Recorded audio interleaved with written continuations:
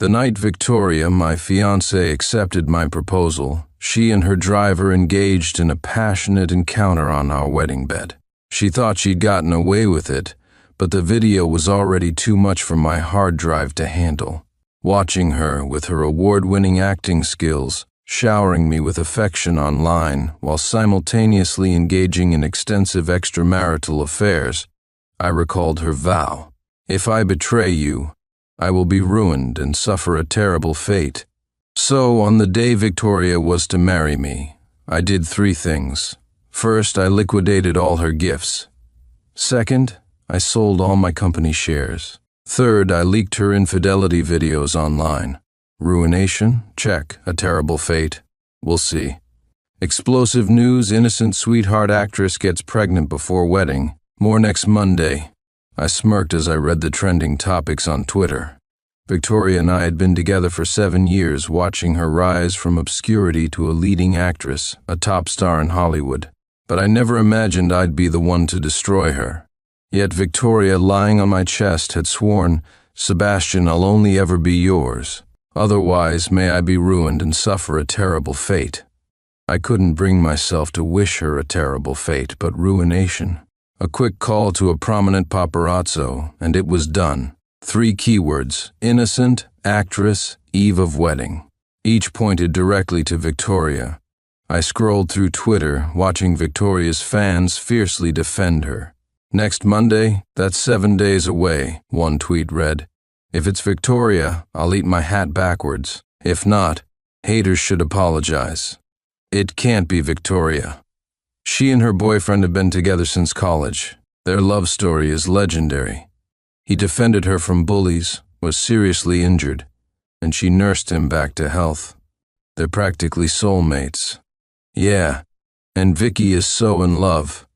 On that talk show, a host asked if she felt pressured by the increasing gap in their earnings, if she felt less important at home. She said seriously, "Whoever earns more brings fortune to the family. There's no rule saying men have to earn more." She also said she relies on her boyfriend, listens to him about everything. When she won Best Newcomer, she asked if she could sell the trophy to buy him a gaming console. Many fans called her a lovesick fool. Would someone like that cheat? I read their fervent testimonies, lowered my head, and chuckled wryly, hiding the disappointment and desolation in my eyes. Everyone said Victoria loved me deeply. Yet the woman who swore she'd never leave me had a lover right under my nose, in the back of her chauffeured car, every night after I fell asleep. I watched those explicit videos frame by frame, the sounds searing my heart. The picture-perfect love story was grotesquely ugly. Orphaned at a young age, I was a loner, the school outcast. Victoria, however, chose to sit beside me, arrogantly asking if I'd tutor her in math in exchange for lunch. She was a beacon in my dark world.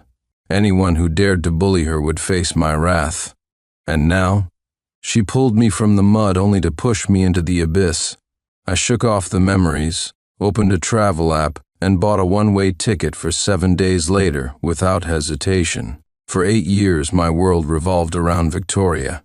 Now I'd pursue my dreams. My phone rang. "Mr. Sebastian, your custom wedding suit has arrived. Please come for a fitting," I agreed curtly. Victoria walked in. Tonight was Victoria's award ceremony. I didn't want to go, but she insisted, saying I couldn't miss any of her important moments. During her acceptance speech, she gave another heartfelt declaration of love. I felt no emotion, only nausea, and left. "Sebastian, I've been trying to reach you. Why didn't you say anything?" Victoria, clutching my hand, examined me, relieved to find me unharmed. Seeing her worry so genuine, I was confused. How could someone love me so much? "Victoria, my darling, how could you betray me?" She said, "Sebastian, don't ever sneak off without telling me. Don't leave me alone. What would I do if something happened to you?" I smoothed my tuxedo, smiled at her, and said, "Have you seen the trending news? The woman in the expose. Isn't that you?" "What expose?" Victoria checked her phone, a shadow crossing her eyes before she resumed her sweet demeanor. She playfully threw herself into my arms. You're always overthinking things. It couldn't be me. You don't know how much I love you." Her tone was utterly sincere, almost convincing me again. I gazed at her, saying, "Remember the vow we made? If you betray me." Victoria quickly finished the sentence. "I'll be ruined, meet a terrible end." Her expression was open and innocent, as if she wasn't the one secretly meeting with the driver every night. I knew Victoria wouldn't believe anything without proof, but it didn't matter. I'd arranged everything. 7 days later, the fans who were desperately defending her online would turn on her with a vengeance. Those who betray trust deserve 1,000 needles. I didn't bother testing her acting skills further. My custom suit arrived. "I'll go try it on," I said casually. "Okay," she replied. On the way, Victoria excitedly planned our future, oblivious to my coldness. "Sebastian, I turned down all my jobs this month. Let's go on a road trip to the beach, okay?" She held my hands tightly as if afraid I'd run away. I calmly disengaged her grip and smiled. "You've been quite fond of road trips lately. Didn't you used to get carsick?" "A young and handsome driver, perhaps?" Victoria thought she'd hidden it well, taking my comment as a joke. "Yeah, my boyfriend is my cure for car sickness. With you, I don't get carsick in any car." The car stopped, and a shop assistant was already waiting. Her eyes lit up. "Mr. Sebastian, Miss Victoria, a truly stunning couple. This gown is one of a kind, custom made for Miss Victoria." She led us inside. I glanced back. Victoria was engrossed in her phone, her eyes betraying an undeniable lust. The shop assistant called her several times before she finally looked up. "Sebastian, you're so handsome. You're the best husband ever." She hugged me, kissing my chin. Her tenderness momentarily stunned me. Then, urgently, she said, "Sebastian, I have a sudden emergency. I'll send the driver to pick you up." She left without even trying on her wedding dress, rushing off to meet her lover. I coldly removed my tuxedo. The shop assistant rushed out. "Mr. Sebastian, is something wrong with the suit? We can alter it." "No need," I replied. "The groom's suit is clearly too small. I wonder whose measurements Victoria gave the shop.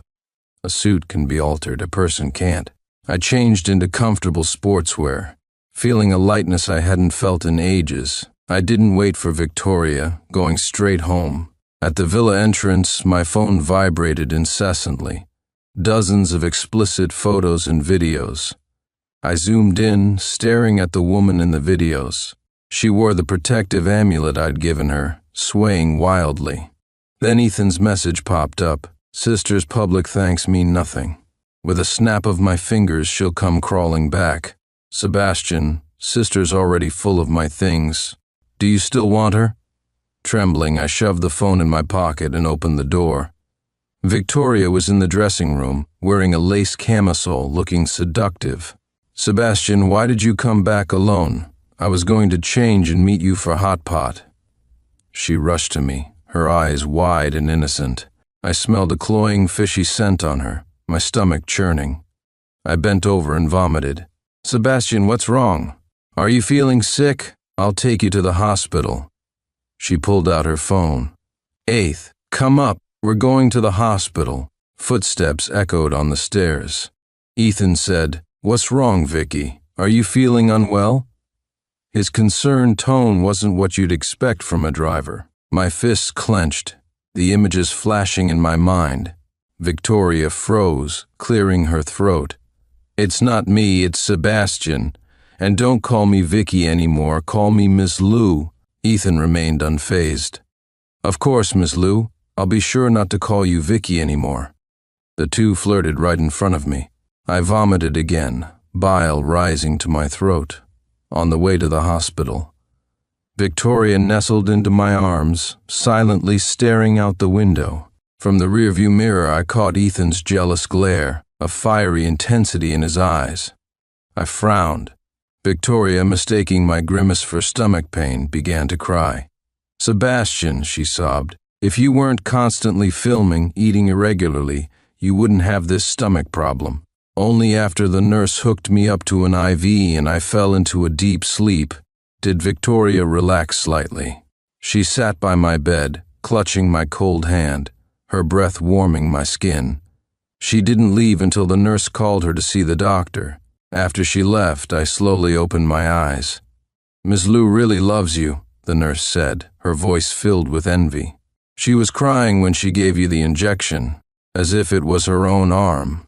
I didn't respond. "She even made a heartfelt confession in front of everyone," the nurse continued. "Mr. G cherish her." A numb feeling washed over me. Victoria, a master of deception, had been playing this role for 8 years. The doctor explained, "Your husband has severe peptic ulcers and gastroesophageal reflux. Irregular meals or exposure to cold can cause vomiting and stomach cramps. If left untreated, it could develop into stomach cancer." Victoria's brow furrowed at the mention of stomach cancer. "Give him the best treatment," she insisted, her eyes filled with worry, before hurrying back to the ward. Before I could hide my disgust, she pushed open the door and asked, "Sebastian, what happened? Why is your stomach problem so severe?" The doctor said. My gaze met hers, filled with concern and anxiety. I couldn't believe it was an act, but if it wasn't, why was she cheating on me right under my nose? Victoria, sensing my unease, quickly wiped away her tears and forced a smile. "Don't worry, Sebastian," she said. "I'll get you the best treatment. We'll get through this. We'll still travel the world together." I had dreamed of traveling the world with Victoria, watching the sunrise in Amalfi, the sunset in California, the waterfalls in Zambia, the bioluminescent plankton in the Maldives. Now I felt she didn't deserve such beauty. Those breathtaking landscapes shouldn't be tainted by her deception. "Victoria," I said, "the investors sent an invitation. Let's attend the premiere of G and Lou, A Love Story." This movie, inspired by our relationship, had already been optioned by a film company. I even wrote, composed, and sang the theme song. She had been so preoccupied with Ethan that she'd forgotten. She immediately called her assistant. "Cancel all engagements for the next 2 days. I have other arrangements." After hanging up, she hugged me tightly. "Sebastian," she whispered, "I'll always be here for you. Please promise me you'll take care of yourself. Tell me if anything bothers you." I simply nodded, emotionless. In the reflection of the ward window, I saw Victoria pull out her phone, zooming in on an image on WeChat, images I couldn't bear to describe. She typed 2 words, "Wait for me." I closed my eyes, a sharp, agonizing pain threatening to tear me apart. Victoria gently smoothed my hair, suppressing a smirk. "Sebastian, rest. I'll go home to get some toiletries. The doctor said you should stay for 2 days. Before leaving, she tried to kiss me, but I flinched away. "Go ahead." "I'm tired," I murmured. Soon after Victoria left, Ethan sent a video. I didn't need to open it to know its explosive content. I downloaded the original image and saved it to the same hidden album as the others. Ethan's message popped up on WeChat. "You think you can use moral blackmail and faked illness to keep your sister? I won't stop." I turned off my vibrating phone, ignoring his provocation. I decided to leave, to free myself from this turmoil. I wondered if Victoria would regret it, if she would suffer when she discovered I was gone. For the first time, I wanted to witness her pain firsthand, the pain of someone I once loved deeply. Early on the morning of the premiere, Victoria arrived at the hospital to pick me up, playfully coaxing me into wearing matching outfits. She held my arm as we sat in the front row. Fans flocked to her for autographs. "Your story makes me believe in love," one said. "Can we get a photo?" Victoria smiled and declined. "I'm sorry, my husband isn't feeling well." I stood up. "It's okay," I said. Victoria leaned against me, giving a heart sign to the camera. The movie began, opening with the scene of Victoria being bullied. I sighed. I never imagined the kind girl I would have died to protect would become such a liar. The scene shifted to my confession, met with cheers from the audience. Victoria's phone rang repeatedly. She kept hanging up, but the caller persisted. She fidgeted, her legs crossing and uncrossing.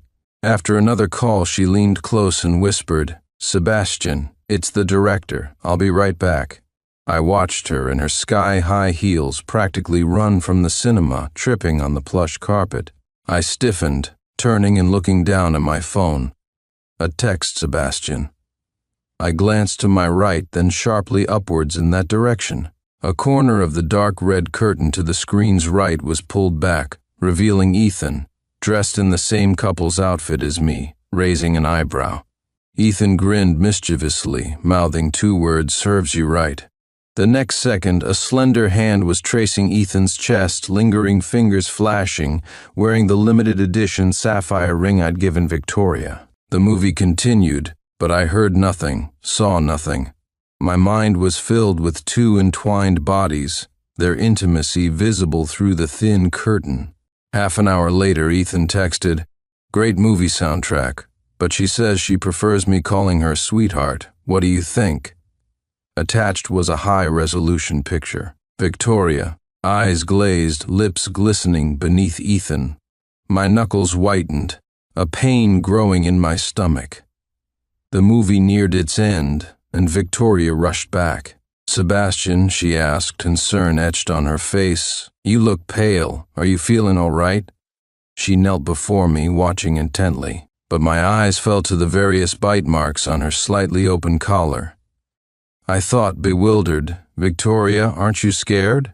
The thought led me to blurt it out. "Sebastian, what are you saying? What am I scared of?" she asked. Scared of karma, I thought. The premiere ended to thunderous applause. Victoria, arm in arm with me, walked from the front row to the exit, flashbulbs popping. Whispers followed us. Heard Victoria, the A-list actress, is a hopeless romantic. Now, we know. See that watch on her fiancé's wrist? One of a kind. Amidst the gasps of awe, I removed the priceless watch and tossed it beside a trash can. What good is it? It's always half a minute slow. "Sir, you dropped your watch," someone said. Ethan suddenly appeared at the entrance. Victoria's face paled, her arms stiffening around mine before she recovered her composure. "Ethan's here to drive us home, darling. Don't like the watch? Don't worry, I'll buy my husband a new one." People filed out, every passerby staring. Pointing to the watch in the trash, I said flatly, "Ethan, the watch is yours." People noticed Ethan's outfit, so similar to mine, and seemingly matching Victoria's. Ethan glared at Victoria, who ignored him, walking away with me. The way home, Victoria explained, "I bought the wrong size for the first outfit, so I gave it to Ethan. He's so inconsiderate for wearing it. If you don't like it, I'll fire him and hire a new driver." I stared out the window, silent. I knew she wanted me to intercede for Ethan, then reluctantly keep him. A brief silence filled the car, only punctuated by our breaths. Victoria, watching my face, saw no anomaly and relaxed. "But you know my career is booming. Frequent staff changes affect things. Ethan's reliable. Let's forgive him this time. A month's pay cut as punishment. What do you think, Sebastian?" I turned to look at the woman I once loved. Her dark eyes reflected my gaunt face. When had the scales of her affection tipped towards another man? She started to speak, but I cut her off. "I think it's fine. 5 days until next week. Trash belongs in the trash. So do rotten relationships." At midnight, Victoria tiptoed out of the room. Moments later, rustling sounds came from downstairs. In the darkness, I opened my eyes, slowly descending to the garage. Through the door, muffled gasps and moans intertwined. "Sister, you're finally here. I'm going to punish you." Ethan's voice, harsh and urgent. "Sister, am I better or is he?" Victoria's voice, broken and breathless, responded, You are. Be better." I leaned against the wall, my jaw trembling. I clenched my fists, suppressing the urge to pummel Ethan. I thought I had accepted it, but the raw betrayal tore at my heart, leaving me breathless. I was 17 when Victoria and I first got together. I will never forget her tearful joy on her 18th birthday when she accepted my confession. I had never felt such happiness. Now, it only felt like a cruel joke. The sounds inside subsided. "Don't let him see us together again," Victoria's voice echoed. "Be careful next time," I chuckled wryly. Victoria could still remember me. Ethan's voice cut through the air. "Sorry, sister," he said. "I missed you so much besides. Didn't you say you liked being taken everywhere? There were thousands of people behind that curtain today. Thrilling, right? Should we try the park next time?" Victoria's legs were once again wrapped around his waist. She chided, "You're always so full of tricks." Ethan bit her earlobe and asked, "Did you like it, sister?" Victoria winced. "Keep your voice down. Don't wake Sebastian." "Relax," he said. "He sleeps so soundly. He hasn't noticed you're under me every night for half a year." In the midst of another round of breathless gasps, I walked back to my room. Sleep eluded me. I began packing my things. If I was going to disappear, I had to do it cleanly. I counted the years with Victoria. 8 years. When I was 17, she gave me a white shirt saying I looked more like a scholar in it. I was wearing that shirt the day she was bullied, and I protected her. The collar was loose and the fabric yellowed, but I couldn't bear to throw it away. When I turned 18, she gave me a guitar. On her birthday, I played that guitar and confessed my love to her with a song. At 20, we went to Hawaii, taking hundreds of photos on the beach. Every single one captured our sweet smiles. At 22, she won an award and bought a private island, naming it Season Willow Island. At 25, I proposed to her in front of our family and friends, and countless gifts all from her. She was always so generous to me. I carefully packed each item and listed them on a second-hand platform, starting at $1. As dawn broke, I heard frantic footsteps downstairs.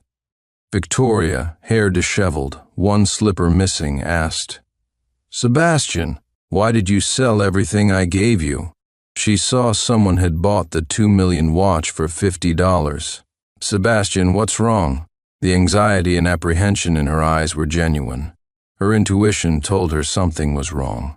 I casually said, "Nothing. I saw a news story about an orphanage and wanted to help. I contacted a charity, and all proceeds from the sale will be donated." Victoria breathed a sigh of relief, burying her head in my chest, her voice trembling. "Sebastian, you scared me to death. I thought you were leaving me. If you want to do good deeds, you can tell me. We can donate directly. $1 million, is that enough? We can afford whatever makes you happy." I had no interest in analyzing the truth behind her words. Victoria, like me, had no parents, but she was luckier than me to have found a wife like me. Victoria didn't pick up on the sarcasm, only feeling immense guilt. She vowed to dismiss Ethan after marriage and dedicate herself entirely to me. "Sebastian, let's hold a charity gala," she said. "Invite famous directors and actors and encourage them to donate." My reaction wasn't as enthusiastic as she expected. "Fine," I said indifferently. The gala was set for the next evening, but Victoria didn't come home that day, claiming to be busy with preparations. Ethan, as her driver, naturally followed closely. I didn't question it because Ethan meticulously sent me their itinerary. They went to the park, the grass, the lotus pond, the hillside. A message from Ethan. "Sister said she'll be faithful to you after marriage, so she's been going crazy with me these days, almost draining me dry. Sebastian, do you think she can really only be with you? Someone who's tasted delicacies can't possibly settle for plain porridge." I numbly scrolled through my phone, my temples throbbing. Then came a more devastating blow, a voice message. "I'm pregnant. Please keep it a secret. Don't tell anyone. When the baby is born, I'll have him call you Godfather." It's like a homecoming. Victoria's voice pierced my heart. Victoria was pregnant. No wonder her diet had become bland recently. There were also photos of Ethan accompanying Victoria for prenatal checkups, carefully supporting her, his hand on her belly, like a loving couple. A few days earlier, reporters had photographed Victoria entering an obstetrics and gynecology clinic, sparking heated discussions on social media, almost confirming her as the Monday scandal protagonist. She held a press conference, bringing me, who was still suffering from a stomachache, to the scene. In front of the cameras, she clasped my hands and announced our wedding at the end of the month. She said, "I've always wanted to have a child with Sebastian, but I spent a long time in cold water filming action scenes years ago, and my health hasn't been good. I went to the hospital recently to improve my health and try to have a baby soon." I actually believed her then. Reporters hyped the news. Victoria sacrifices career for love, eager to have a baby, which remained a trending topic. I numbly turned off my phone. Only 4 days left. The charity gala proceeded as scheduled. I appeared in a well-tailored suit, no less impressive than any actor, with some directors even handing me their cards, inviting me to star in their films. A smile remained on my lips. Victoria sensed my unusually calm gaze, like still water, as she waved away my objections. Ethan, her Sebastian, lacked the usual sparkle in his eyes. Her anxiety returned and she approached, reaching for my hand, but I evaded her touch. "There are so many people waiting," I said. "Let's begin the donation ceremony." Victoria's outstretched hand fell short. Then she clapped, signaling the start of the ceremony. Amidst applause, Victoria invited everyone to our wedding. "In 2 weeks," she announced, "Sebastian and I will be married. I sincerely invite you all to witness our happiness." After the ceremony, Victoria arranged for a car service to take me home. "The reception will likely go on for a while," she explained. "I need to socialize a bit longer. Honey, you have a sensitive stomach. Mary made you some porridge. Be sure to eat it when you get home." I nodded, entering the car. But 5 minutes into the ride, a message from Ethan arrived. You won't believe this," it read. I immediately instructed the driver to turn around. "I left something in the ballroom," I said. "Wait for me in the underground parking garage. No need to tell Victoria." Returning to the ballroom, the scene had transformed. Loud music blared, and people mingled, clinking glasses. I immediately spotted Victoria nestled in Ethan's arms. The guests seemed accustomed to their intimacy. A prominent director who moments before had wished me well, now chuckled and teased Victoria. "A sweet wife at home, but quite the player on the side. Your husband's in for a rough ride." I even saw Victoria's younger sister, Sophia, engaged in animated conversation with Ethan. "Brother-in-law," she said warmly. "Is it a boy or a girl?" Victoria corrected her sternly. "Don't call him that. My husband is only Sebastian." Her sister scoffed. "I know you're madly in love with Sebastian. I'm just taking advantage of his absence. Besides, Eth's not a stranger and Mom likes him too." This was a thunderbolt. Victoria's mother, Catherine, knew about Ethan. I was the only one kept in the dark, a fool played by the entire family. Victoria replied, "Whether Sebastian is here or not, he's still your brother-in-law. Don't call him that again." Her sister mumbled, "Okay, sir, do you want to go inside?" a server asked. I waved my hand and fled, the commotion drawing Victoria's attention. She seemed to glimpse someone resembling me, leaping up and pushing Ethan away, rushing towards the exit. The corridor was empty. Was she mistaken? She questioned a server, asking if they'd seen a well-dressed gentleman. After a moment's thought, the server shook their head. I saw a gentleman, but his tie was loosened, his hair was disheveled, and his face was pale. He certainly wasn't well-dressed.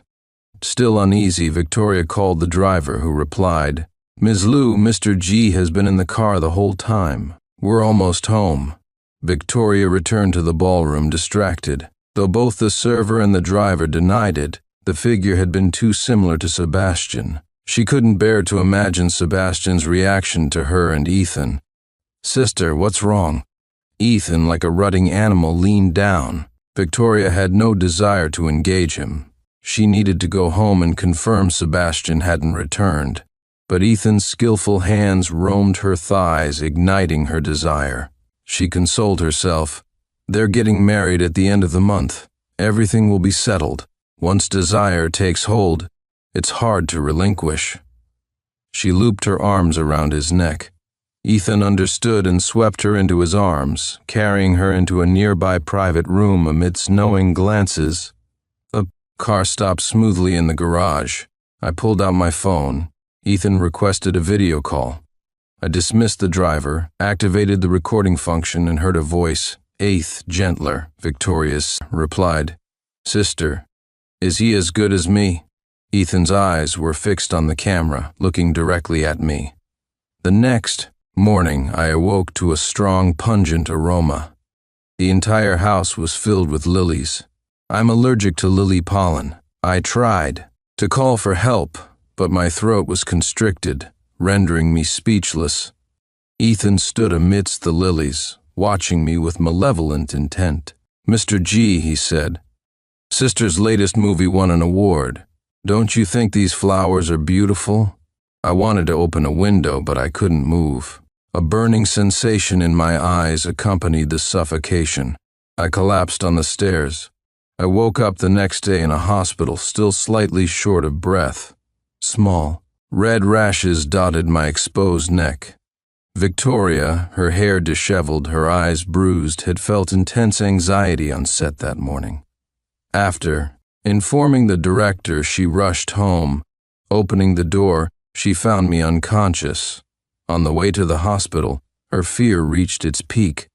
Seeing my pale face, closed eyes, and the rash covering my body, she wept. "Sebastian, please don't die. I can't live without you." As I was wheeled into the emergency room, Victoria turned and slapped Ethan hard across the face. Victoria yelled, "Sebastian is allergic to lilies. Don't you know? Are you trying to kill him?" Ethan, covering his face, feigned innocence. "Sister, I was so happy about your award. I forgot about Mr. Sebastian's allergy. I just wanted you to feel my congratulations the moment you got home." Seeing Ethan's good intentions, Victoria, whose face was already swollen from her slap, relented. She stayed by my side all night without closing her eyes, finally falling asleep at dawn. "Sebastian, you're awake. You scared me half to death." Her voice was hoarse as she collapsed onto my chest, crying. I let her hold me. "Did I almost die?" I asked. Victoria froze, then said after a long silence, "Sebastian, it's all my fault. I asked Eth to decorate the house for the celebration dinner. Who knew he'd forget about your lily allergy?" I looked at the genuine pain on Victoria's face and asked, "Where's Ethan?" "He knows he messed up," she said. "I slapped him. He's in the next room applying ointment." A clever ploy. "Sebastian, Eth didn't mean to do it. I've already scolded and hit him. I've sent him back to his hometown for a few days to keep him out of your sight." She was still making excuses for her lover. I asked Victoria, "Will you fall in love with someone else?" The question startled her. Her inner anxiety and fear resurfaced. Lately she felt I had changed but couldn't pinpoint how. I stared at her, the woman I'd loved for 8 years. The thought of destroying our relationship was complex. I wanted to know if she had any remorse, if she was willing to be honest about her relationship with Ethan, but a dog that eats shit rarely turns good. "Sure enough," she said, "how could I? I'll only ever love you. And you can't love anyone else either." She spoke so sincerely, as if she'd never wronged me. I gave her a chance, but she failed. I wouldn't be lenient anymore. Since Ethan wanted my life, it was time for a showdown. Seeing my expression soften, Victoria snuggled against me, recalling our sweet memories. For a while, due to Victoria's demanding career, we were often apart. But no matter how late or tired we were, we called each other every day. Later, Victoria begged me to quit my job. "Making music is so tiring. I can't bear to see you so worn out. And I have endless acting jobs. I can support us both." I couldn't resist her persistent pleas. I painfully disbanded my band, abandoned my musical dreams, and devoted myself to her, becoming her man behind the scenes. My friends joked that I was a house husband, some pitying me. I had so much musical talent yet. I said, in a relationship, someone has to make sacrifices. I couldn't bear for her to give up her acting. I listened quietly, but her phone kept ringing. She ignored it, but it rang again. Finally, she answered. From a distance, I couldn't hear the conversation, but I saw the change in Victoria's eyes. Her normally pure gaze was gradually ignited with desire. Before she hung up, I received a message from Ethan. "Mr. Sebastian, I feel so bad for hitting sister. I'm inviting her to your wedding suite. Guess if she'll come." He just said he went back home, but he went to the new house. Victoria approached me with a look of apology.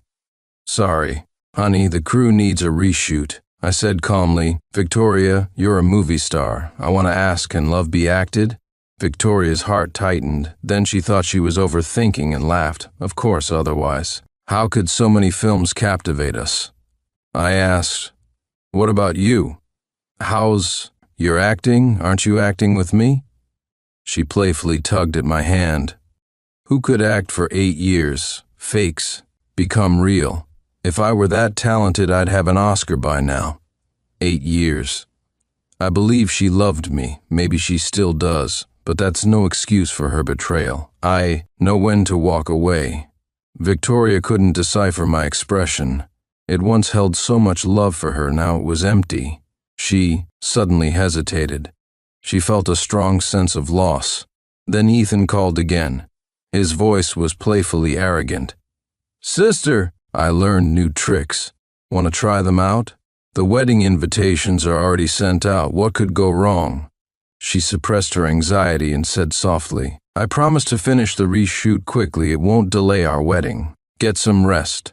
I'm looking forward to becoming your bride." I watched her leave, muttering, "Victoria, goodbye." 3 seconds later, Ethan called. It was his first time directly taunting and provoking me. "Sebastian, I'm lying in your wedding bed now." I even prepared a bunny girl outfit for sister. Victoria was admitted to the emergency room. Her sister didn't even bother to visit.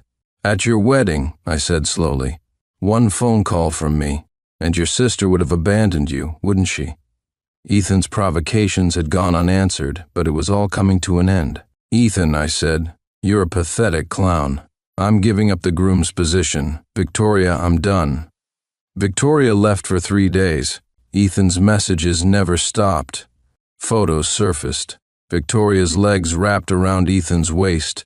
Intimate moments in a hotel room, their used protection, all meticulously packaged and sent to the paparazzi.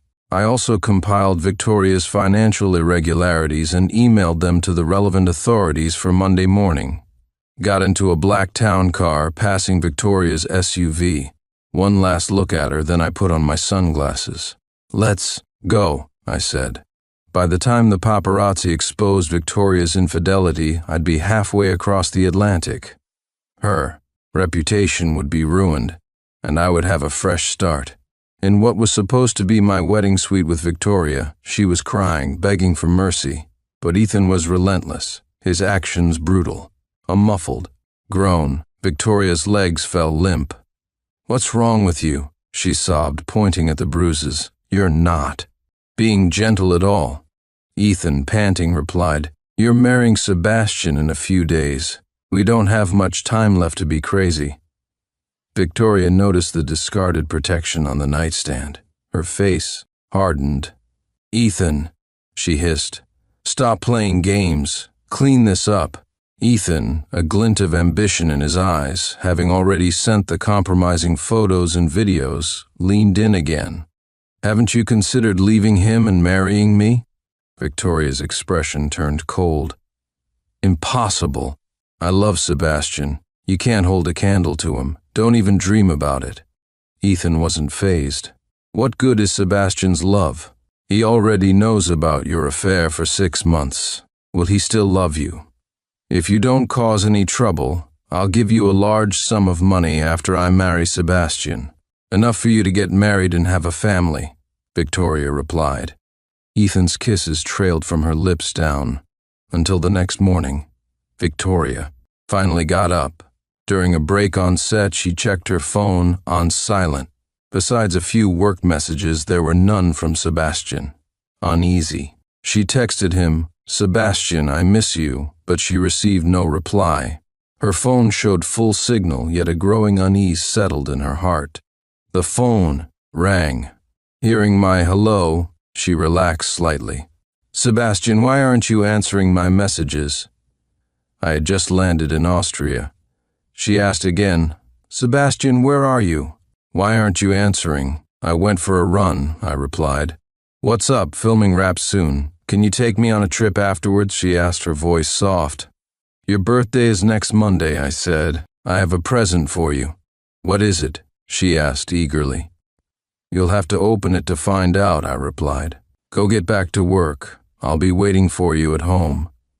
She continued her sugary endearments, making me nauseous. If it weren't for the immigration paperwork taking 2 more days, I wouldn't have taken her call. I endured it, stringing her along. Victoria was certain I wouldn't leave her, even if she committed unforgivable errors. As soon as we hung up, Ethan video called. Behind him was a set of flogging equipment. Victoria blushed, biting her lip. "Master, wait for me," she whispered. She had forgotten her acting obligations, leaving the set without a word to rush to her lover. It was Victoria's birthday weekend. She said she'd come home to celebrate with me, but halfway there, Ethan called, claiming he had appendicitis. Victoria turned back and rushed him to the hospital. After a checkup, it was deemed a mild case.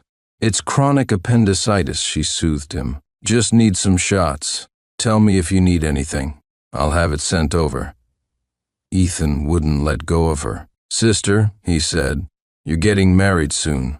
Can't you let me spend your last birthday with you?" A flicker of desire crossed Victoria's eyes, but she remembered Sebastian waiting at home. "It's just a birthday," she said. "I'll come see you after I celebrate with Sebastian. Wait for me." She broke free and walked away. Ethan, desperate, jumped out of bed to stop her. "Sister," he pleaded, "I bought a nurse's uniform. Can you wear it for me?" He gestured downward as he spoke. Victoria let out a soft hum. Ethan scooped her up in his arms. "Nurse," he said, "come and check me up." Moments later, a woman's soft moans mingled with a man's muffled grunts. A patient in the next room, a fan of Victoria's, wanted an autograph. She opened the door, only to be startled by the scene before her. Blushing crimson, she quickly retreated. She was sure she hadn't mistaken the woman, but the man entwined with her wasn't her fiancé. Confused, she secretly took out her phone and started recording. Ethan was indeed a skilled lover. His technique was impeccable, leaving Victoria breathless with pleasure. Their passionate encounter ended near dawn. Victoria reluctantly said goodbye to Ethan. In the car, the cool night air blowing in through the window brought her back to reality. Regret washed over her. She hadn't resisted Ethan's charm. She'd promised Sebastian she'd be home for his birthday, but it was 15 minutes to midnight. His birthday would be over. She slammed the accelerator, speeding home. She didn't even bother closing the car door before rushing into the house. "Sebastian, I'm back. I'm so sorry I was delayed by work." The villa was eerily silent save for her own rapid breathing. She switched on all the lights, taking in the scene. A wave of intense unease washed over her. Victoria stood at the foot of the stairs for a moment before slowly climbing upstairs. She opened the bedroom door and saw a gift box on the bed. She hastily opened it. Inside were used condoms and an ultrasound report from a hospital. Victoria's head spun and her vision blurred. The usually composed woman trembled uncontrollably. She shakily pulled out a note from under the box. It read, in familiar handwriting, "I've collected your offspring for you, Ethan. Don't mention it. Goodbye." Her legs gave way, and she slumped to the floor. After a long while, she tremblingly dialed my number. The cold, mechanical voice on the other end of the phone was jarring in the quiet night. "The subscriber you are trying to reach is unavailable. Please try again later." The clock downstairs chimed 12. Her birthday had passed. "Mr. Jones, the paperwork is complete. Here are your documents." "Welcome to Austria," a voice said. I gazed at the distant Alps. This was truly a place to start anew. I smiled my thanks. Victoria, distraught, ran downstairs and sped off in her car. Ethan had just fallen asleep when the bedroom door was kicked open. He frowned, opening his eyes, ready to yell at the intruder, only to see Victoria standing there. A mischievous smile crept across his face. "Sister, didn't you get enough?" He smirked, knowing Victoria wouldn't leave him alone on his birthday. He'd known she'd be back. The actress would eventually become his wife. He reached for her, but she slapped him across the face. Ethan touched his burning cheek in disbelief. "Sister, are you crazy? Why did you hit me?" Victoria's eyes blazed with fury. "Did you deliberately show those things to Sebastian?" Ethan vehemently denied it. "I didn't do anything, sister. Believe me." "Liar!" Victoria snatched his phone. She saw their messages, images, videos, audios. Ethan's taunts and boasts over the past 2 months chilled her to the bone. She threw the phone to the ground and screamed, "I warned you not to let Sebastian find out. You sent him those disgusting things. You're going to die." She grabbed the IV stand and hurled it at Ethan. He groaned as it hit his back.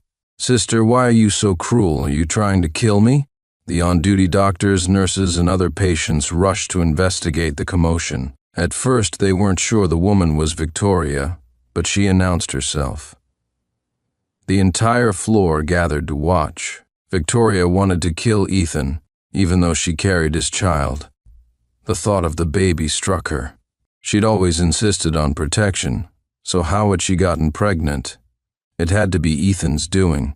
He'd even bought a room full of lilies, nearly killing Sebastian.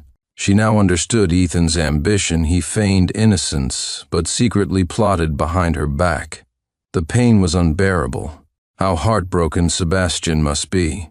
She had to bring Ethan to Sebastian, to let him explain. She wasn't willingly involved. She'd been manipulated. Sebastian would forgive her. He had to. "Stay put," she yelled, pointing at Ethan. "I'll find Sebastian, and then you can beg him for forgiveness." Ethan, wincing from the blow, was. Victoria stubbornly insisted, "Sister, I truly did nothing wrong.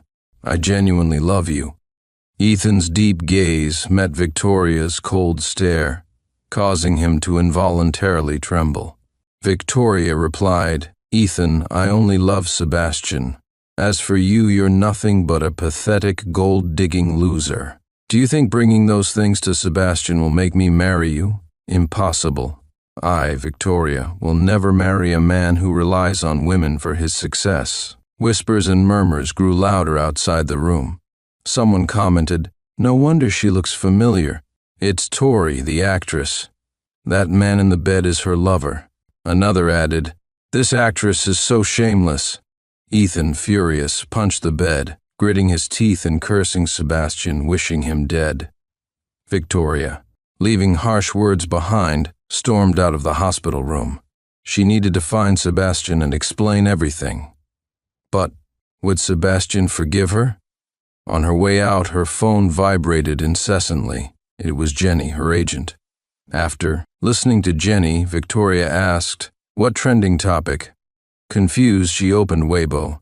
The hashtags actress Victoria Keats with driver, innocent Victoria's infidelity, and one Thibault explosive content were trending. Climbing rapidly, Victoria slammed on the brakes, stopping in the middle of the road, her eyes fixated on the pictures and videos. Her blood ran cold. The comments were even more brutal. Netizens commented, "She looks like a total homewrecker, not an innocent flower, more like a heartless black lotus. Even Goddess Victoria has fallen from grace." Others dug up her Twitter account, revealing a stark contrast between her public persona and private life.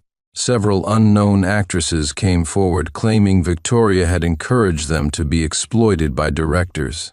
The comments were scathing.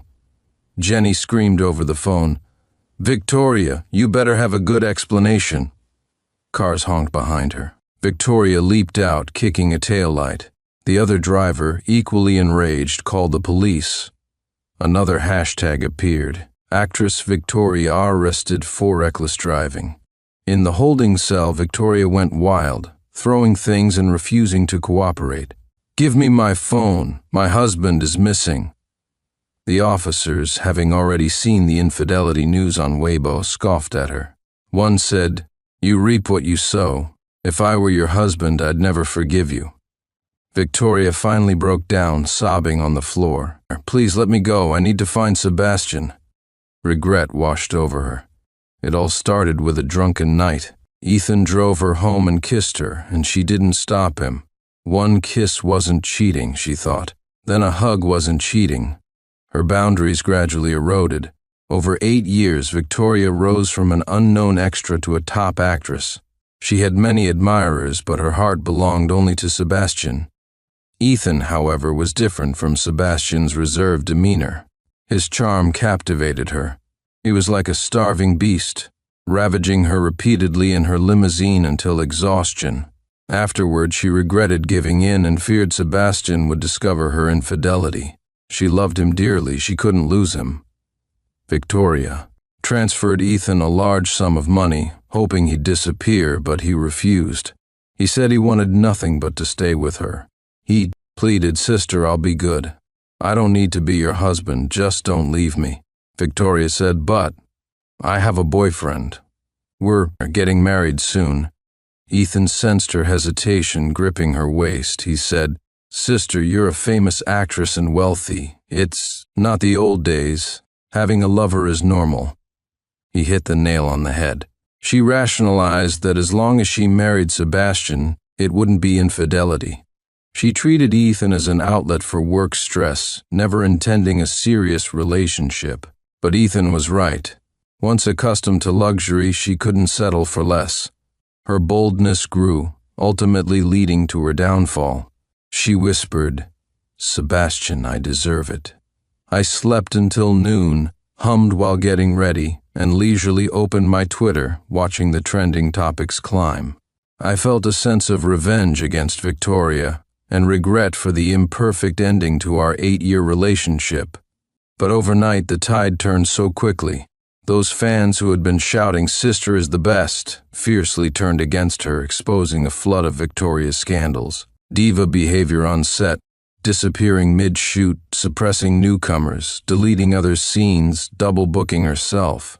I even found a video someone uploaded of Victoria slapping Ethan in the hospital. The former A-list actress had fallen from grace, her reputation in tatters. But none of it concerned me anymore. I deleted my Twitter account and logged out of all the apps I had under my name. I erased all traces of the past, starting fresh and clean.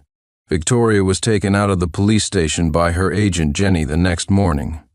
She said, "Jenny, can you arrange a press conference for me? I want to apologize to Sebastian. I need to know where he is."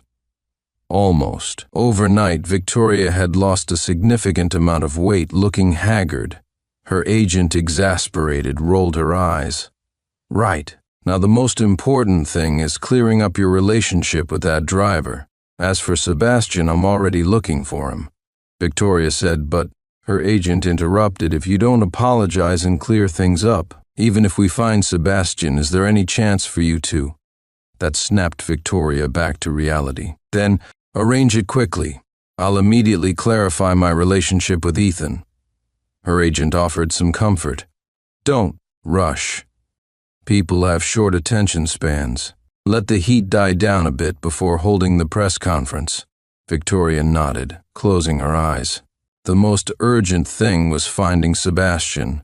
She would get down on her knees and beg him to help her clear up the scandal at the press conference.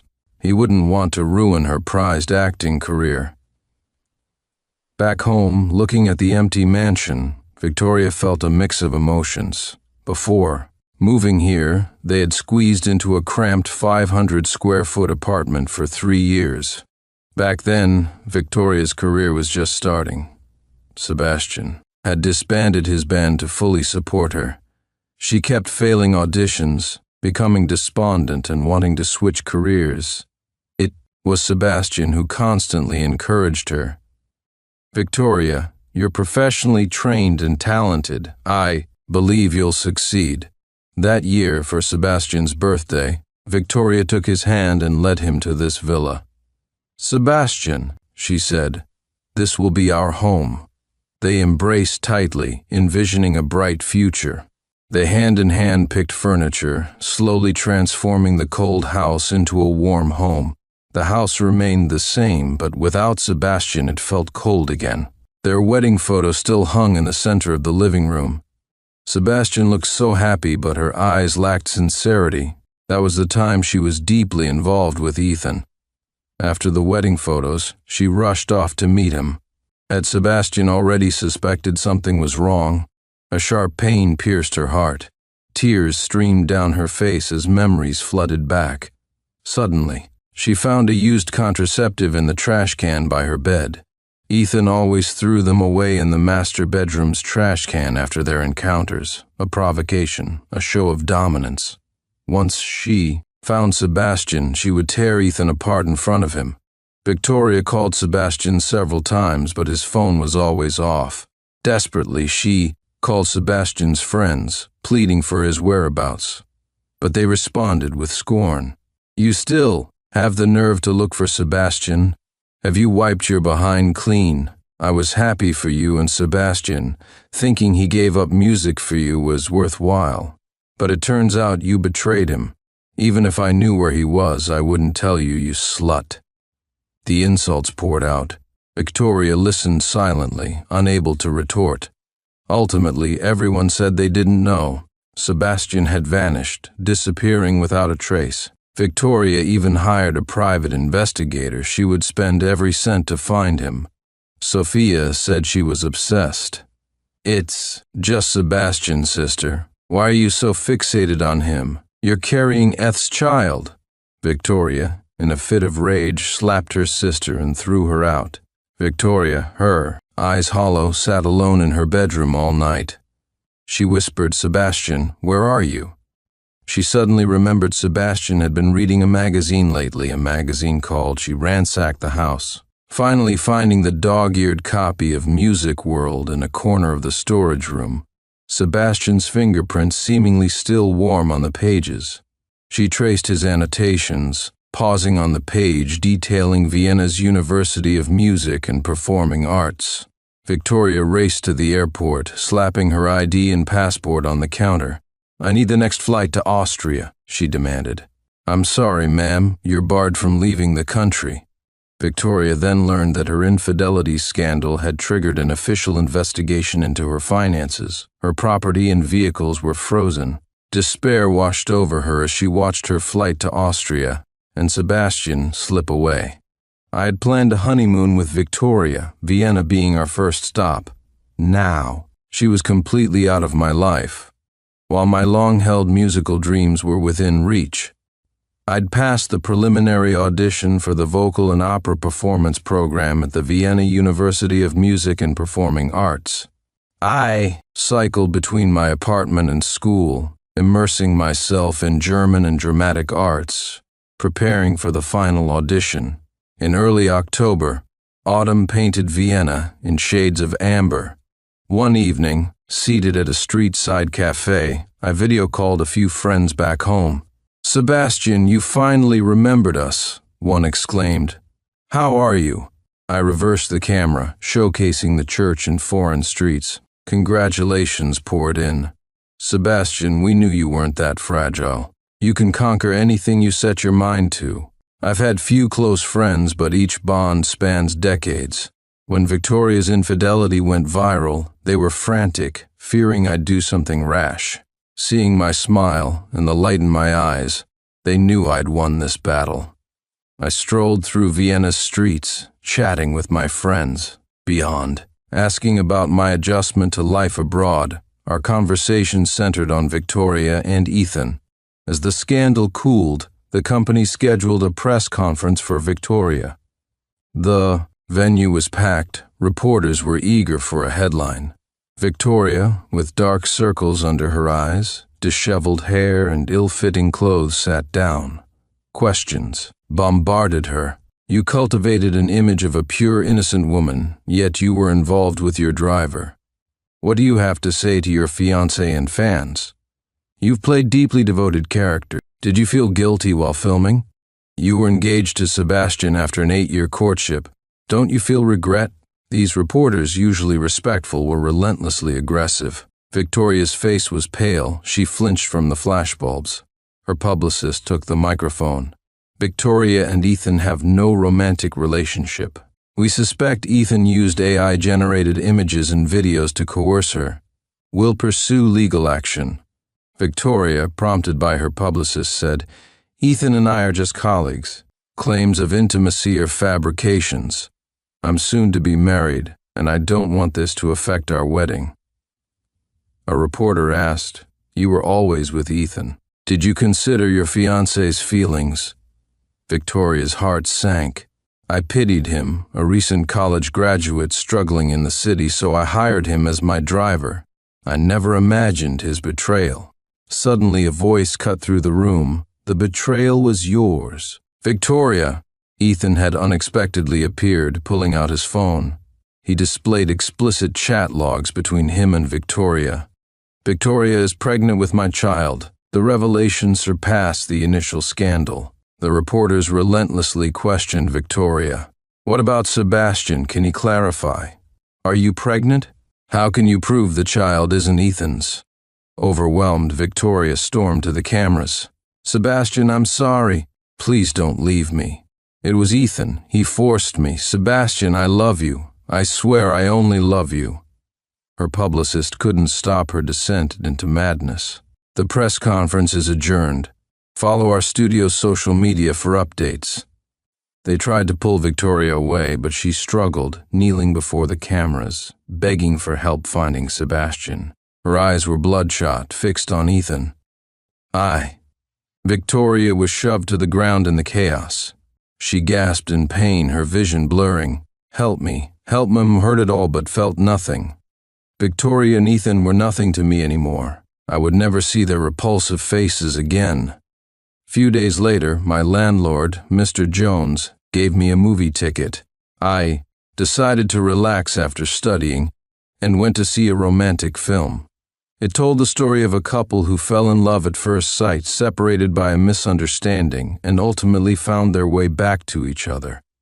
As the end credits rolled, the audience around me wept. A girl my age seated next to me was surprised by my composure. Sir, she asked, aren't you moved? What a beautiful love story.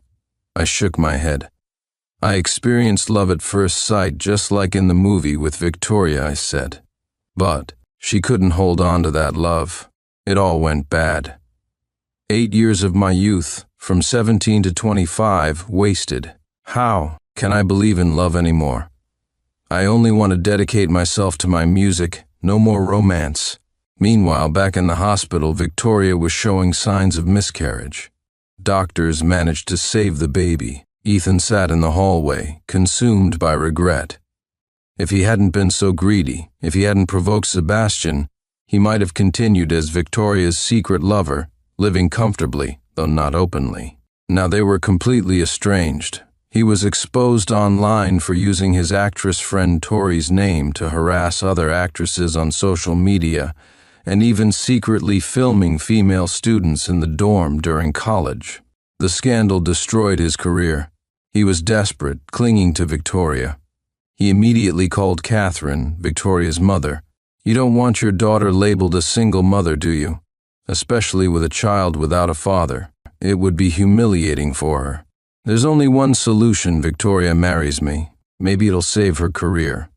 The news continued to ferment. Victoria's agency, Heavenly Heart Entertainment, saw its stock plummet. The executives held an emergency meeting, and eventually her agency released a statement unilaterally terminating their contract with her. Everyone turned against her. Advertisers canceled contracts, citing breach of contract and demanding hefty compensation. The internet exploded with calls for Victoria to leave the entertainment industry. Her movies, TV shows, and variety shows were pulled from streaming platforms. Many celebrities followed suit, condemning Victoria online. She became a pariah. Faced with massive debts, Victoria sold her assets, but it was far from enough. Every phone call was a torment. Angry creditors, abusive callers. Each unknown number made her heart leap. Was it Sebastian? Each time disappointment. "It's your father," the caller would say. But she couldn't change her number or turn off her phone. She was afraid of missing a call from Sebastian. Sleepless nights took their toll. She moved from her luxurious villa to a cramped apartment in the suburbs, sharing 50 square meters with her mother and sister. Catherine feared Victoria having a child without a father and brought Ethan to live with them. Ethan, taking advantage of Victoria's pregnancy, bossed Catherine and Sophia around. "If you keep me comfortable," he said, "I might consider marrying Victoria. Otherwise, she'll be ruined." Catherine, nearing 70, had to care for Victoria and Ethan. She cried every day and soon fell ill. Victoria knelt by her mother's bedside, repenting. "Mom, I'm so unfilial. I've caused you so much suffering." Catherine regretted her past advice. "I always urged you to marry someone from a suitable background. Sebastian was an orphan. He wasn't good for your career. I regret it now. He was a good son-in-law." Mother and daughter wept. Ethan yelled at them, "Stop your melodrama. Give me $100,000. I need a new car." Sophia pleaded, "Ethan, Mom's sick and my sister is drowning in debt. We don't have that kind of money." Ethan didn't believe them. "She makes millions from a 30-second commercial, tens of millions from a variety show," he sneered. "How can she be broke?" They cried poverty, but he remained unconvinced. "I don't care. If you don't give me the money, I'll go to the media and ruin her career." Victoria stared coldly at Ethan. She was blinded by her love for him, and now she was paying the price. She transferred the only $10,000 left in her account. "Here," she said, "take it and leave. Don't ever let me see you again." Ethan, receiving the money, changed his tune completely. "Sister," he said, it was all family. I was just venting. Don't worry, I'll take good care of Mom." Victoria clamped her mouth shut, watching her belly and trying to hide the malice in her eyes. Sebastian had suffered, and she would make Ethan pay tenfold. Dawn, I received a transatlantic call. Sebastian and Mary had been in a car accident. Mary was the matron of the orphanage where I grew up. In my memory, she was so gentle and kind, treating every child like her own. She was my only relative in this world. A few days ago, she was sideswiped by a runaway car. Every year, Victoria used to accompany me back to the orphanage to visit Mary. We'd always bring a truckload of supplies for the unfortunate orphans. Mary would look at me with a smile and say, "Sebastian, seeing you so happy makes me feel at ease." She also held Victoria's hand and said, "Sebastian is a kind boy. You made the right choice." Victoria swore at that time, "I will only love you for the rest of my life. Otherwise, may I be ruined and die a horrible death." But it was only a year before Victoria broke her vow. She deserved to be ruined. I said, "Tell Mary I'll be back tomorrow." After hanging up, a pang of sadness hit me. Luckily, my interview was still some time away. I immediately booked a flight back home for the next day. After a long flight, I returned to my homeland after 2 months. Without rest, I rushed to the hospital. Seeing Mary's emaciated form in the bed, I felt immense guilt. For the past 6 months, I'd been entangled with Victoria and Ethan's affairs, and I hadn't even checked on her. I immediately hired a nurse and stayed to take care of her. The doctor said Mary was stable, so I planned to take her to Austria for retirement out around. The corner, I saw Sophia sitting on a bench outside the maternity ward.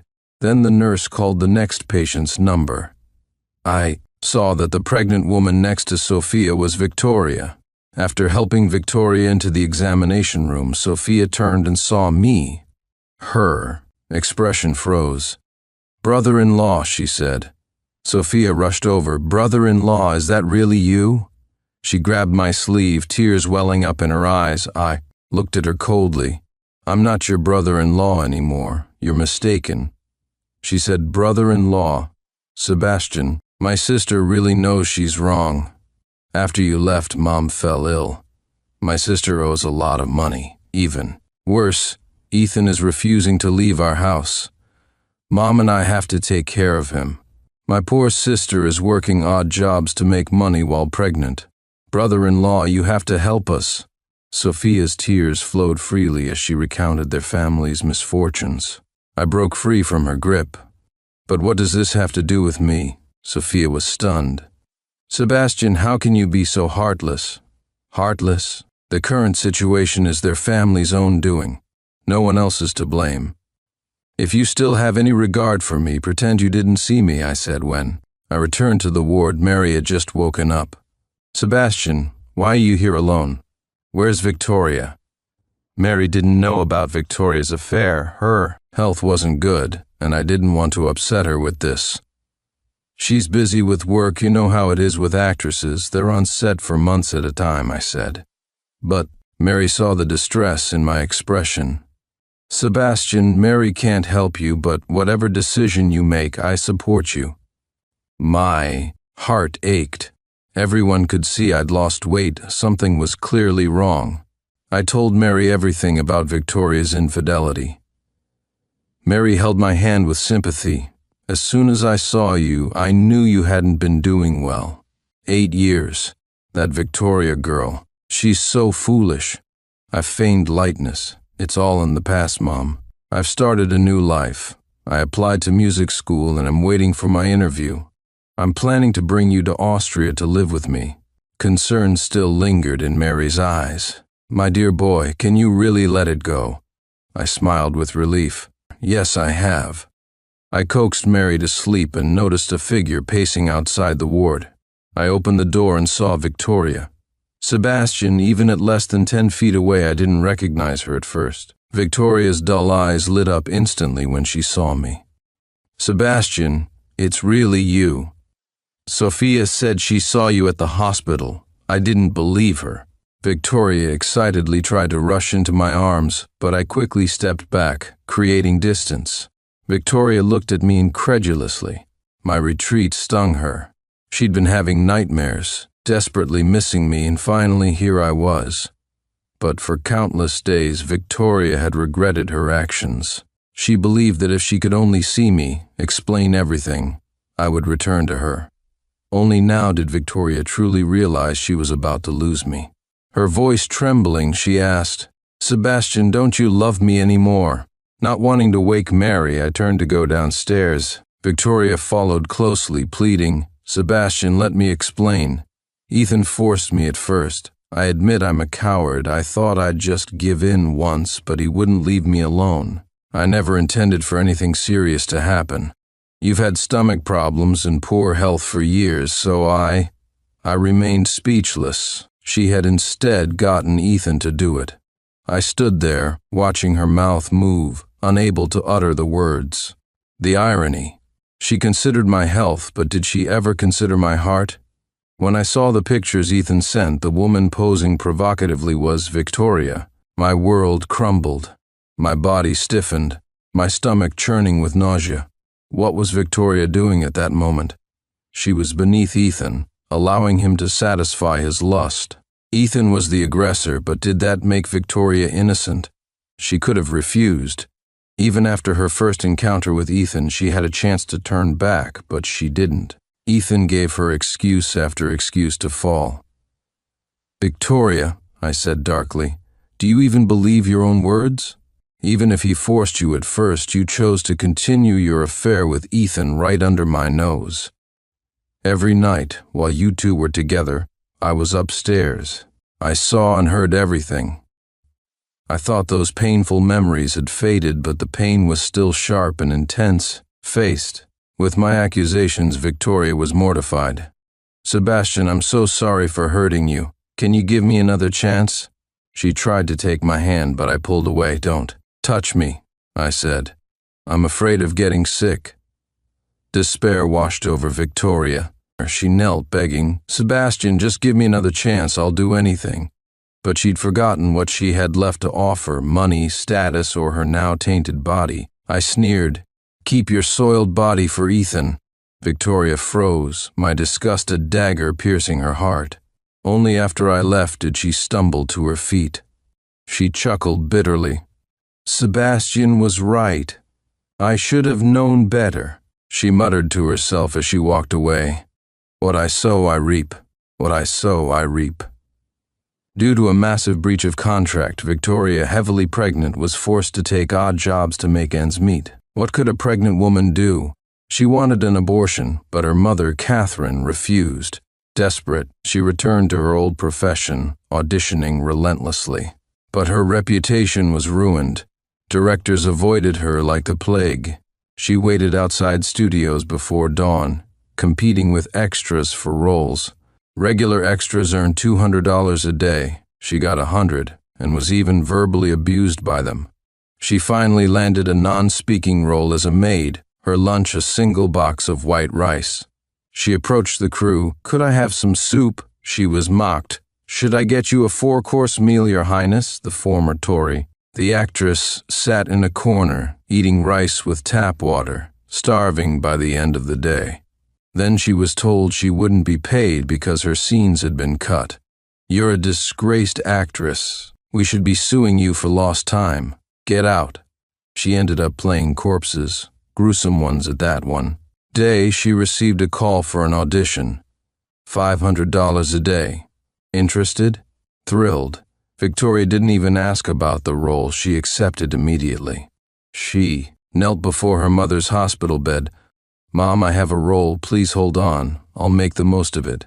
Then she went to see me. "Sebastian, just wait. I'll make a comeback. I'll cleanse myself." I only felt weariness. Victoria, meeting the director, was obsequious, a shadow of her former self. After the details were settled, she was taken for hair and makeup. The crew asked, "With so many actresses to choose from, why her? Her reputation is terrible." The director smirked. "The investors specifically requested Victoria. The role is." He laughed. "I can't wait to see the former pure and innocent flower." The makeup artist applied thick foundation, vibrant blue and green eyeshadow, and a bold red lip to Victoria. The exaggerated makeup made her look increasingly bizarre. She couldn't help but ask, "What character am I playing?" The makeup artist, aware of Victoria's scandalous affair, simply rolled her eyes and said, "I don't know." Victoria wisely kept quiet. She thought as long as she could act, even as a beggar or a thief, she would do it, until she put on a leopard print shorts and a halter top. Arriving at the set, she didn't know her role was a streetwalker. Victoria gritted her teeth and continued. Sophia, a former D-list actress who was once beneath Victoria's notice, had now become a top star. She sneered, Well, if it isn't Victoria, the great actress, fallen so far as to play a streetwalker." "Ha ha!" Her mockery prompted laughter from the crew. Victoria's face burned with shame, but she couldn't react. She just stood there, forcing a smile. The first scene required her to stand in a red light district soliciting clients. Victoria endured the humiliation, striking a decidedly tawdry pose. Sophia condescendingly delivered her line, "You don't know how to stay clean, do you? Any man will climb all over you. Pathetic." A portly man walked over and embraced her, eliciting another round of laughter from the crew. Victoria remembered Sebastian's words, "I'm afraid of getting sick. Stay away from me, you dirty thing." She broke down, crying, "Why are you doing this to me?" From a distance, the investor, arms crossed, sneered, "Why? Don't you know what you've done? You're a disgrace." On the phone, a friend said, "Getting revenge for me. Ethan, you wouldn't believe how ugly Victoria looks as a streetwalker." "Ah ha ha ha." I chuckled along, then said, "Thanks, man, but I'm really done with her." After hanging up, a newsfeed popped up. "Former actress reduced to streetwalker, breaks down on set." The comments were merciless. "Serves her right. She should play a streetwalker for her cheating ways. I'll do this role for free, just to touch the pure little flower. Victoria doesn't deserve to act." I arrived at the hospital room and heard Victoria's voice. "Mary, it's Vicky." Victoria knelt before Mary's bed, weeping. Mary gave her a cold look. "After what you did, what are you doing here?" "Mary, I'm truly sorry. Please help me talk to Sebastian. I can't lose him." Victoria rambled, expressing remorse and swearing to love only Sebastian for the rest of her life. Mary eventually softened and said, "Sebastian told me you're pregnant. Vicky, listen to me. Settle down." Victoria repeated dazedly, "Child, child." She looked at her stomach. Yes, if it weren't for Ethan's child, would Sebastian forgive her? I didn't want Mary to be disturbed. I opened the door coldly. "Leave. Don't bother Mary again, or me." Victoria grabbed my hand, her eyes shining. "Sebastian, if I get rid of Ethan's child, will you forgive me?" Looking at the distraught Victoria, I called security. "There's a crazy woman here. Take her away." As security escorted her away, she kept muttering about revenge. The person who hurt him most was Victoria herself. I had a bad feeling. He didn't want to be involved with Elias and Ethan anymore. "Mary, let's leave next week, okay?" Mary patted my cold hand, heartbroken. "Okay." The next few days I slept poorly, haunted by nightmares. I dreamt of the day I confessed to Victoria. She wore a white dress, smiling radiantly. "Sebastian, I accept. I love you too." We were on the beach, enjoying the breeze. I spun Victoria around. Her white dress turned red, blood red. Then Ethan appeared, holding a large bouquet of lilies, and said menacingly, "Mr. Sebastian, this is a gift from your sister. Do you like it?" I ran and screamed, begging for help. In the distance, Victoria watched coldly and laughed. "Sebastian, Ethan is the father of my child." "Ha ha ha." The laughter was deafening. I woke up in a cold sweat. "Mr. Sebastian, you have PTSD, post-traumatic stress disorder. I suggest medication and therapy." I found myself almost laughing at the diagnosis. I thought those wounds were healed, but they were like seeds, buried deep in my heart, reactivated by Victoria's repeated appearances. Mary, after hearing this, scolded Victoria again before grabbing my hand. "Let's go, far away from these crazy people." I smiled and nodded. Victoria showed up daily at the hospital, desperately pleading for forgiveness. I watched from the window as security chased her away like a stray dog. I felt no pity, only satisfaction. Victoria, reaping what she sowed, faced the consequences of her actions, a ruined career and lost status. Ethan, however, was still undergoing his own punishment. Since moving to a dilapidated apartment in the suburbs, his quality of life had plummeted. Initially, Ethan foolishly believed that even a lean camel is bigger than a horse, and that by clinging to Victoria, he would eventually live comfortably. He gradually realized, however, that Victoria was truly penniless, while her belly grew larger by the day. Ethan, having never held a steady job since graduating college, was too proud for low-paying positions, yet too unambitious for higher ones. He stumbled upon live streaming and began creating suggestive content. He'd say, "Ladies, wealthy patrons, take off your coats and shower your little brother with rockets," wearing a low-cut suit that revealed his abs and pecs. He streamed. Someone in the chat recognized him. "Hey, isn't that the side piece guy? Perfect match for Victoria. Scumbag and hussy, a perfect pair." Ethan, instead of being ashamed, embraced it, changing his username to Pure Love Little Brother, and secretly selling videos of his intimate moments with Victoria for a pittance. Victoria's mother Catherine lay in bed, her blood pressure spiking. "The disgrace," she muttered. "You've shamed the entire Lou family." Ethan sneered. "Old hag, you. Insisted Victoria keep the baby, now you regret it?" Sophia, Victoria's sister, intervened, arguing with Ethan. Their fight played out live on camera. Victoria, returning home to this scene, slapped Ethan. "Are you not ashamed enough?" she screamed. Ethan exploded, pointing at her. "Let's get one thing straight. This whole family relies on my livestream income. You, worthless woman, dare to defy me? If you hadn't forced me, I wouldn't be in this mess." She truly believed Ethan was to blame, completely oblivious to her own mistakes. "Ethan," scoffed Victoria, "stop flattering yourself. A fly doesn't land on a seamless egg." You think you're some kind of angel? Viewers cheered. Well said. During a heated push and shove, Ethan punched Victoria in the stomach. She doubled over in pain, yet still managed to shout into the camera, "Sebastian, if I get rid of this baby, will you come back to me?" She was losing her mind. Victoria was rushed to the hospital, enduring a grueling day and night delivering a baby boy. Postpartum hemorrhaging led to a hysterectomy to save her life. Catherine, rushed to the hospital alongside her daughter, suffered a stroke.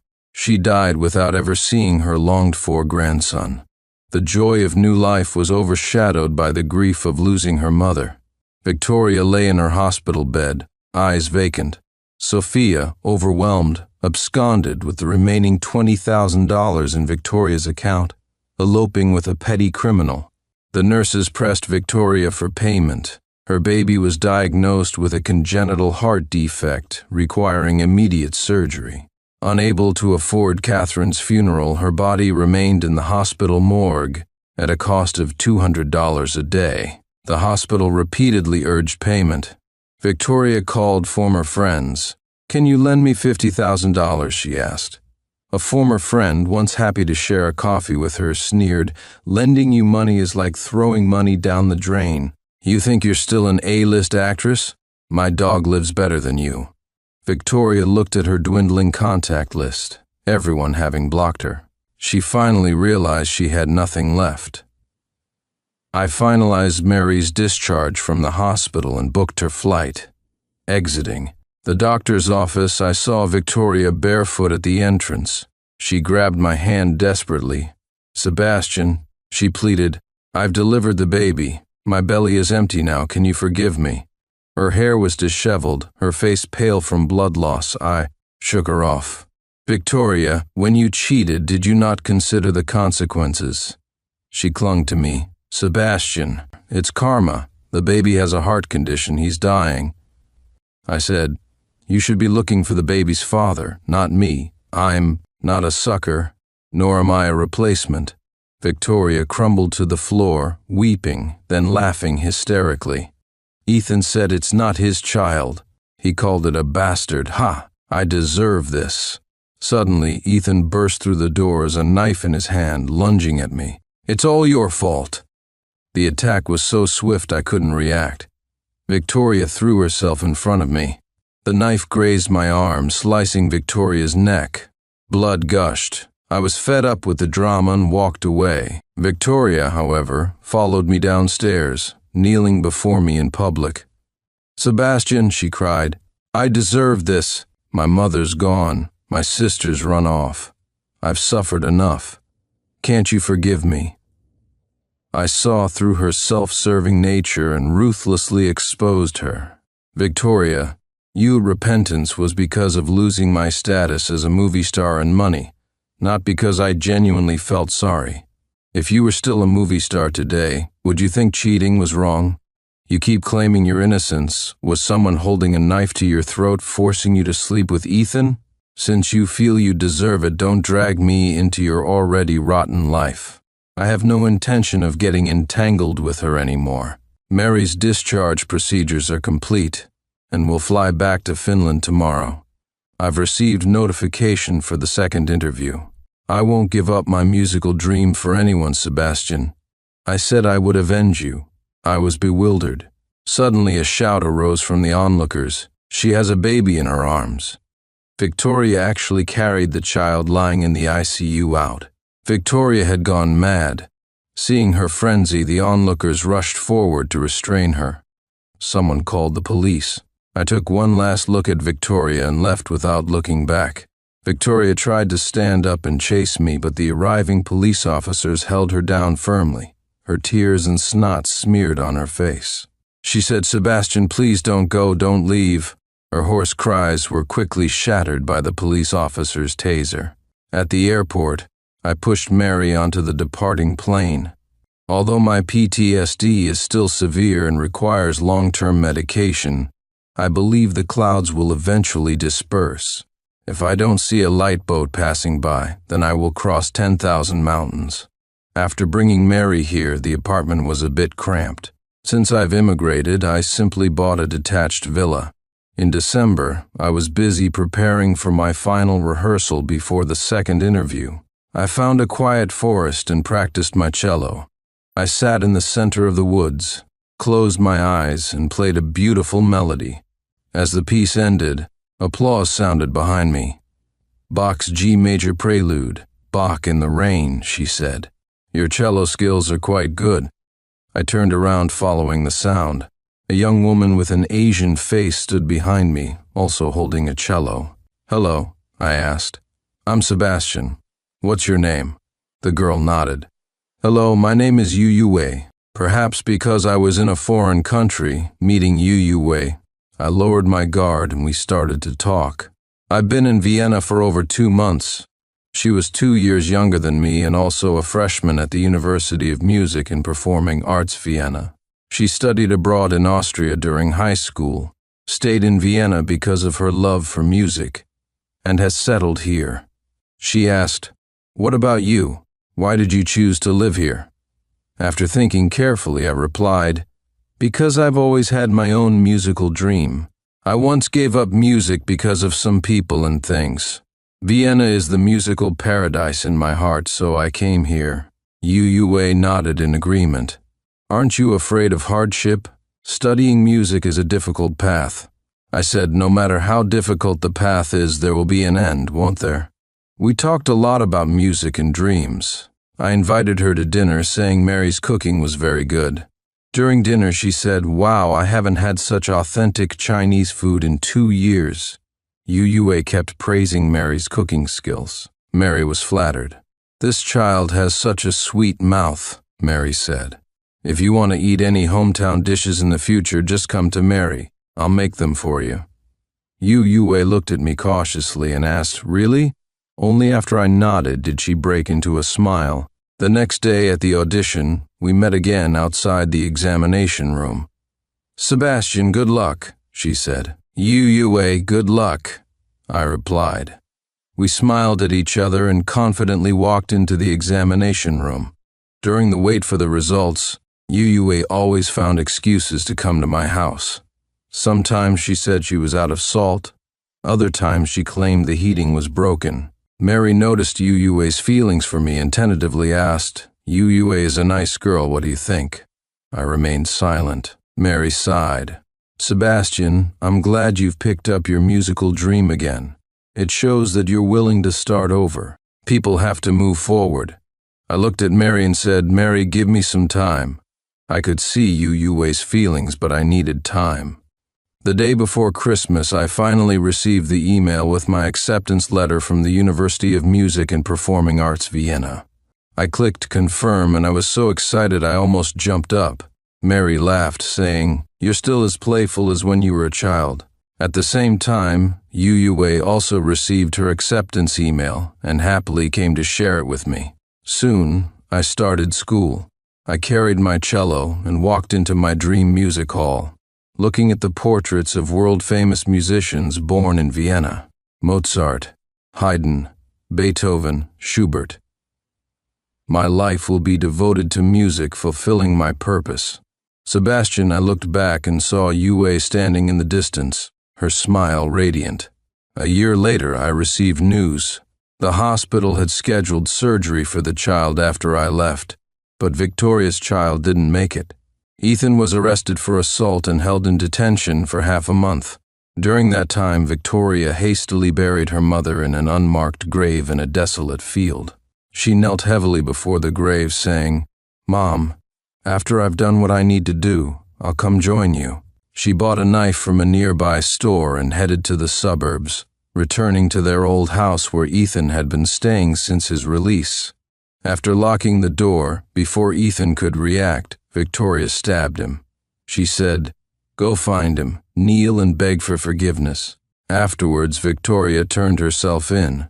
When the police arrived, Ethan was lying in a pool of blood. Victoria, covered in blood, sat dazed on the sofa, muttering, "Sebastian, I avenged you. Come back." Victoria was ultimately convicted of murder and sentenced to life imprisonment. During a medical examination at a transfer prison, she was diagnosed with terminal cancer. Out of humanitarian concern, she was sent to a hospital for free treatment. The excruciating pain of her illness was unbearable. She often cried in agony.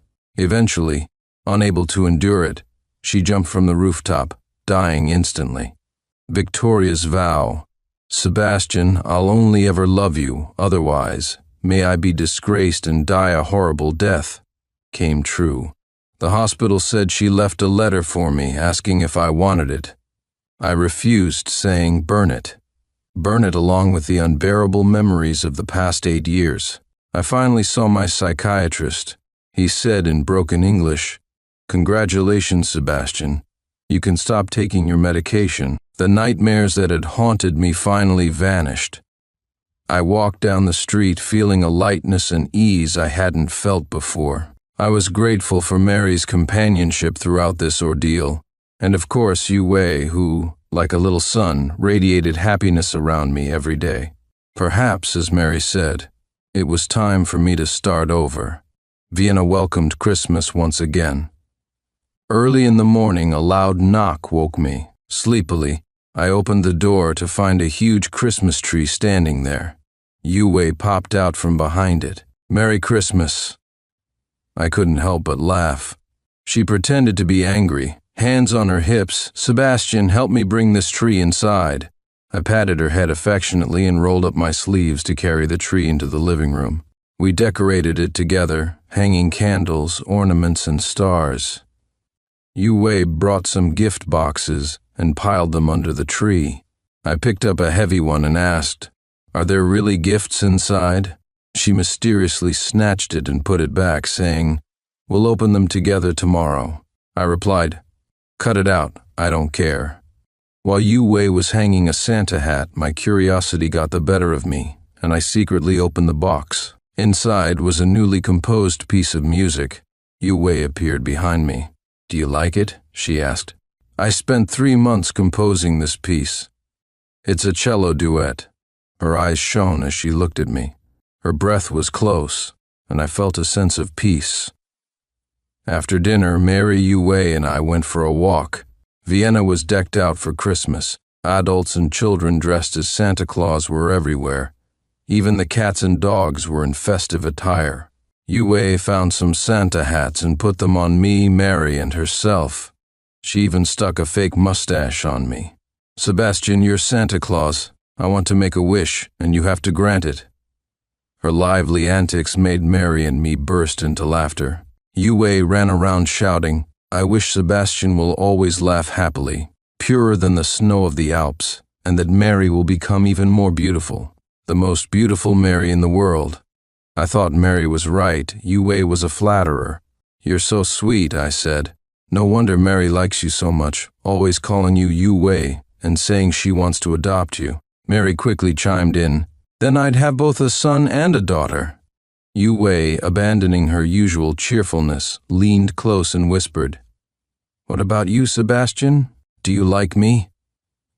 I didn't know how to answer. Just as I was about to speak, someone shouted, "Fireworks!" Brilliant fireworks cascaded across the sky, accompanied by fleeting shooting stars, beautiful as a fairy tale. Stars travel across billions of light years to meet humanity, just as we, across latitudes and longitudes, met in Vienna. Yue turned, looking at me in the glow of the aurora, and confessed earnestly, "I want to embrace you, for all the overflowing love in my heart." I turned to her, "Yue, I think it's more appropriate if I do the embracing." She covered her mouth in surprise, tears welling in her eyes. "Yue," I asked, "would you like to play a duet with me?"